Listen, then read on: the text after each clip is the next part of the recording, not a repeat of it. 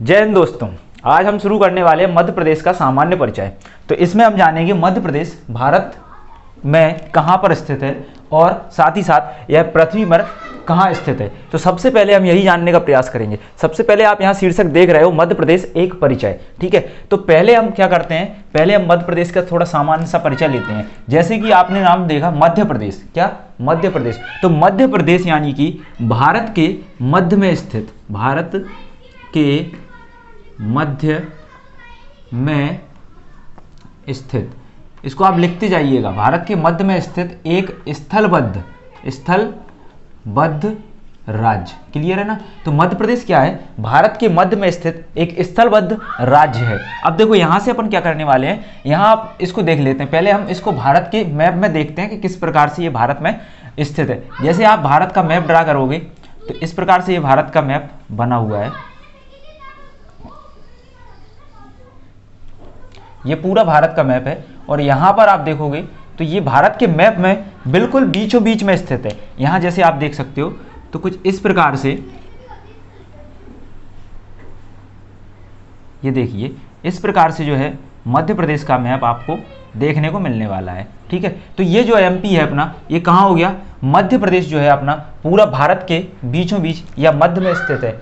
इस कारण से इसको क्या बोला जाता है, इस कारण से इसको मध्य प्रदेश बोला जाता है, यानी कि भारत के मध्य में स्थित। अब आप देख सकते हो स्थलबद्ध का क्या अर्थ है, स्थलबद्ध का यहाँ अर्थ है कि एक ऐसा राज्य जिसकी सीमा किसी भी पड़ोसी देश से टच नहीं करती है। जैसे आप यहाँ देखोगे भारत के इधर की साइड आपको पाकिस्तान दिखेगा, यहाँ आप देखोगे तो चीन दिखेगा, क्लियर है ना, यहाँ बांग्लादेश दिखेगा, इधर म्यांमार, नेपाल और ये रहा भूटान।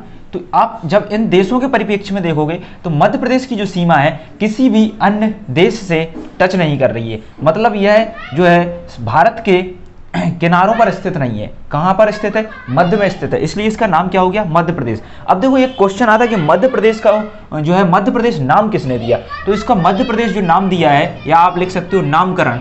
तो नामकरण किसने किया है, नामकरण किया है हमारे भारत के प्रथम प्रधानमंत्री पंडित JL नेहरू ने। किसने किया है, JL नेहरू जी ने, है ना, JL नेहरू जी ने।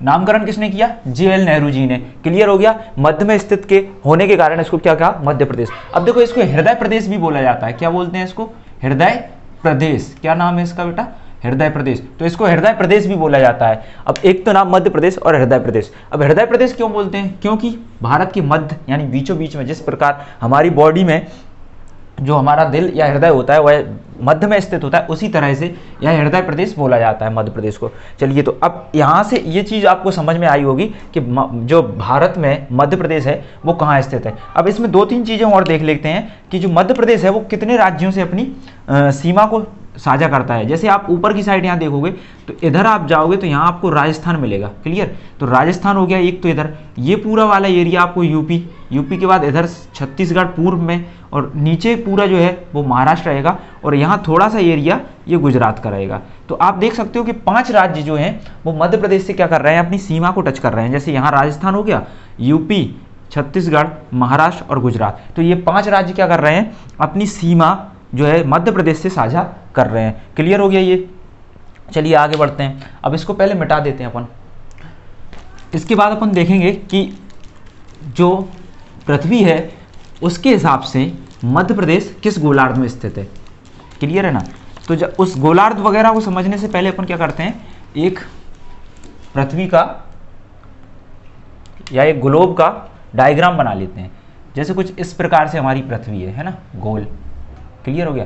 तो ये हमारी पृथ्वी है। जब आप पृथ्वी को देखोगे तो पृथ्वी के बीचों बीच से एक रेखा गुजरी है ना, जो कि क्या करती है, पृथ्वी को 2 हिस्सों में बांटती है। मतलब अगर आप पृथ्वी को एक गोला मानो, क्या मानो आप, एक गोला मानो, तो जब पृथ्वी को ये वाली रेखा बांटेगी 2 हिस्सों में, तो ये क्या हो गया, ये भी, इसको क्या बोलोगे, ऊपर वाला हिस्सा गोलार्ध यानी गोले का आधा क्या होगा, गोलार्ध। और इसको भी आप क्या बोलोगे, इसको भी आप बोलोगे गोलार्ध। क्लियर है ना।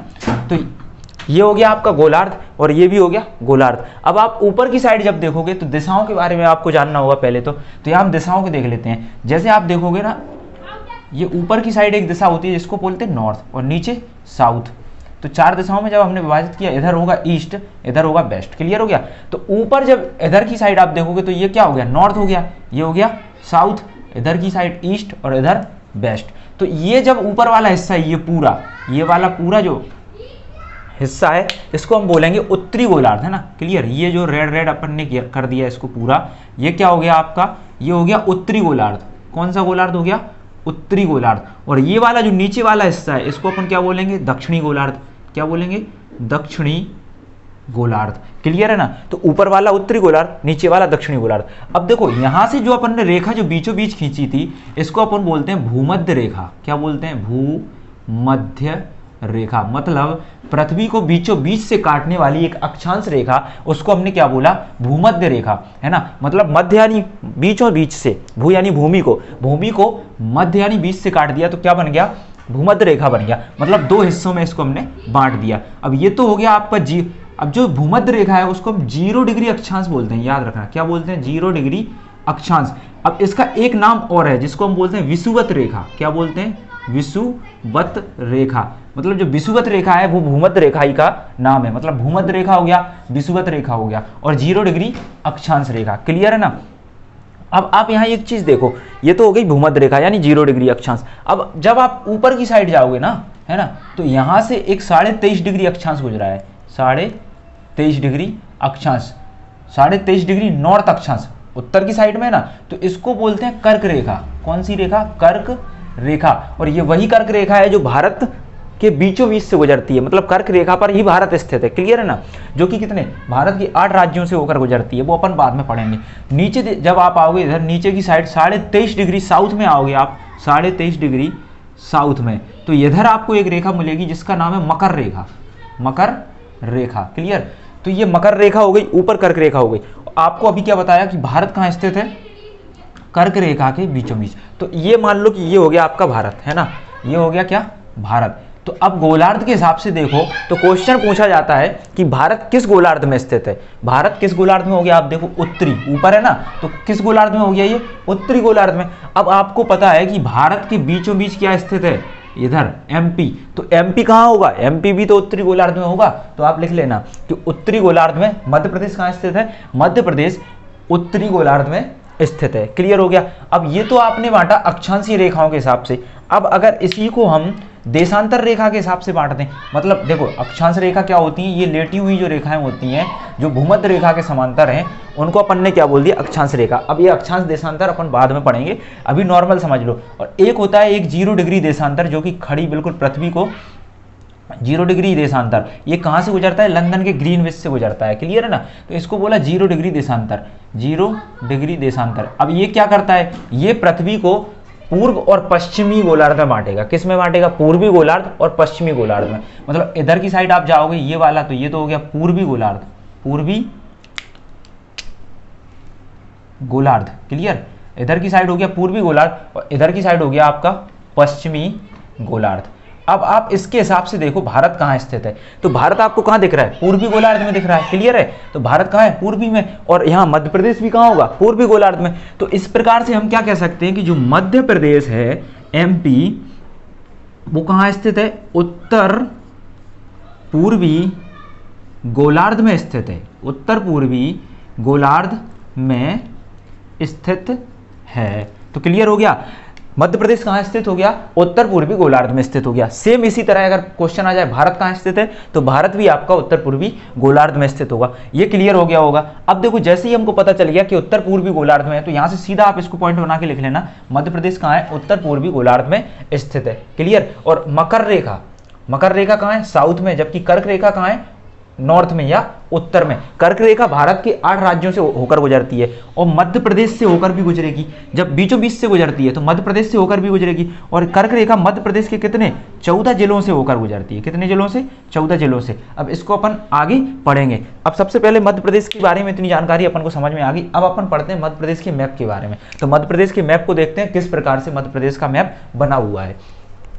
तो इसको मिटा देते हैं पहले, ठीक है।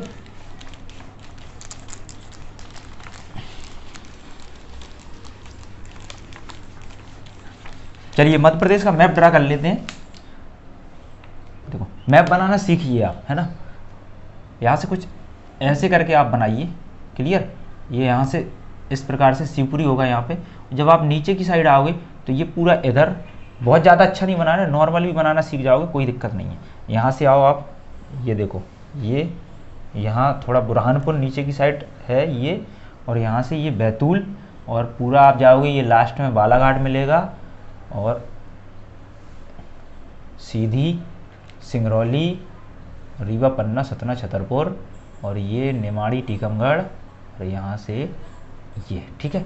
तो इस प्रकार से कुछ मध्य प्रदेश का मैप बना हुआ है। अब देखो यहाँ पर मध्य प्रदेश से क्या क्या प्रश्न पूछे जा सकते हैं मैप के हिसाब से, उसको हम समझेंगे। तो सबसे पहले हम क्या करते हैं, मध्य प्रदेश का जो उत्तरी बिंदु है उसको देखते हैं, एक दक्षिणी बिंदु है उसको देखते हैं। ये थोड़ा नीचे हो गया, इसको नीचे कर लेते हैं अपन, है ना, क्योंकि दक्षिणी बिंदु जो बुरहानपुर है वो नीचे है। तो ये दक्षिणी बिंदु, ये इसको नीचे कर लेते हैं और इसको ऐसा ऊपर रहने देते हैं, क्लियर। तो यहाँ आप देखो ये हो गया आपका उत्तरी बिंदु, क्लियर है। अब यहाँ से थोड़ा ऐसे उठा लेते हैं, ठीक। तो ये हो गया आपका उत्तरी बिंदु, और ये हो गया आपका दक्षिणी बिंदु। यहाँ होगा एक पूर्वी बिंदु, यहाँ पर होगा पश्चिमी बिंदु, क्लियर है ना, सॉरी, यहाँ पर होगा पश्चिमी बिंदु। अब देखो ये हो गया। तो यहाँ जब आप देखोगे उत्तरी बिंदु, यहाँ क्या बोलते हैं अपन, उत्तरी बिंदु, आप लिख लीजिएगा इसको, उत्तरी बिंदु। चलो ब्लैक मार्कर से लिखते हैं, इसमें ये समझ नहीं आ रहा। उत्तरी बिंदु कहाँ पर स्थित है, मुरैना में। कहाँ पे है, मुरैना में। अब इसके अपन पॉइंट भी लिखेंगे कौन सा है। अब ये उत्तरी बिंदु किस प्रकार से आ रहा है इसको समझ लेते हैं। जैसे आप अक्षांश रेखा पढ़ रहे थे, तो अक्षांश रेखा क्या होगी, एक अक्षांश रेखा है जिसको बोलते हैं अपन 21 डिग्री 6 मिनट।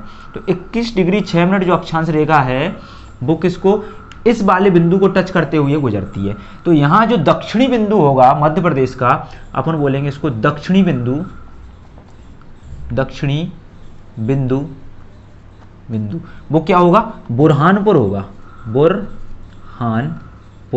और पॉइंट कितना होगा, 21 डिग्री 6, उत्तरी अक्षांश, उत्तरी अक्षांश, क्लियर है। तो जो दक्षिणी बिंदु है वो क्या है, बुरहानपुर में स्थित है, और पॉइंट क्या है, 21 डिग्री 6 मिनट उत्तरी अक्षांश, क्लियर हो गया। अब आप चलो इधर, इधर की साइड आओ आप, ऊपर, ऊपर से एक अक्षांश रेखा गुजरती है, ऊपर से एक अक्षांश रेखा गुजरेगी जो कि मुरैना में है। अब ये कितना है, ये 26 डिग्री 30 मिनट, क्लियर। कितना है ये, 26 डिग्री 30 मिनट। ये हो गया आपका कहाँ पर, मुरैना में, क्लियर। अब देखो यहाँ समझ में आ गया ना, ये तो मुरैना में हो गया 26-30, और ये कहाँ हो गया, बुरहानपुर में। ये भी क्या है, 26-30 उत्तरी अक्षांश ही होगा, उत्तरी अक्षांश। अब इधर देखो आप, इधर एक देशांतर रेखा गुजरेगी कुछ इस प्रकार से। यह जो देशांतर रेखा है, यह देखो आप अलीराजपुर से होकर गुजरती है। कहाँ से, अलीराजपुर। तो अलीराजपुर से होकर गुजरती है, और कितनी है, इसका पॉइंट है आपका 74 डिग्री 59 मिनट, क्लियर। और ये क्या होगा, पूर्व में पड़ता है ना भारत, किस गोलार्ध में, पूर्व, एमपी किस गोलार्ध में, पूर्वी गोलार्ध में। तो पूर्वी देशांतर क्या होगा, ये पूर्वी देशांतर, क्लियर। यहाँ आओ आप, यहाँ पे, तो यहाँ आप आओगे तो ये हो गया आपका 82-48, है ना, 82 डिग्री 48 मिनट। ये कौन सा हिस्सा है, इधर, इधर है ये सिंगरौली, सिंगरौली। और 82-48 क्या होगा, ये भी होगा आपका पूर्वी देशांतर, पूर्वी देशांतर, क्लियर है। तो अब देखो यहाँ से 4 प्रश्न बन गए आपके, कौन कौन से। पहला तो आप देखोगे भारत का क्वेश्चन आ सकता है, मध्य प्रदेश का दक्षिणी बिंदु कौन सा है। तो मध्य प्रदेश का दक्षिणी बिंदु है बुरहानपुर, और कहाँ पर स्थित है, सॉरी कहाँ पर स्थित है, बुरहानपुर में। लेकिन पॉइंट क्या है, 21 डिग्री 6 मिनट। अब आपसे एक क्वेश्चन पूछेगा कि मध्य प्रदेश का उत्तरी बिंदु कौन सा है। तो उत्तरी बिंदु आपने देखा कौन सा है, 26 डिग्री 30 मिनट। कहाँ पर स्थित है, मुरैना में स्थित है, ठीक है। अगर आपसे पूछ ले कि मध्य प्रदेश का पश्चिमी बिंदु कौन सा है, तो आप देखोगे पश्चिमी बिंदु कौन सा है, अलीराजपुर। कहाँ पर स्थित है, अलीराजपुर में स्थित है, और बिंदु कौन सा है, 74 डिग्री 59 मिनट। ऐसे ही आपसे पूछेगा कि मध्य प्रदेश का पूर्वी बिंदु कौन सा है, तो पूर्वी बिंदु कौन सा हो गया आपका, 82 डिग्री 48 मिनट, जो कि कहाँ स्थित है, सिंगरौली में। अब आप इस बात का ख्याल रखना कि जो 216 या 21 डिग्री 6 मिनट उत्तरी अक्षांश है, तो आप ऐसे बोल सकते हो कि मध्य प्रदेश का विस्तार 21 डिग्री 6 मिनट उत्तरी अक्षांश से लेकर 26 डिग्री 30 मिनट उत्तरी अक्षांश तक, तथा इसका पूर्वी विस्तार 74 डिग्री 59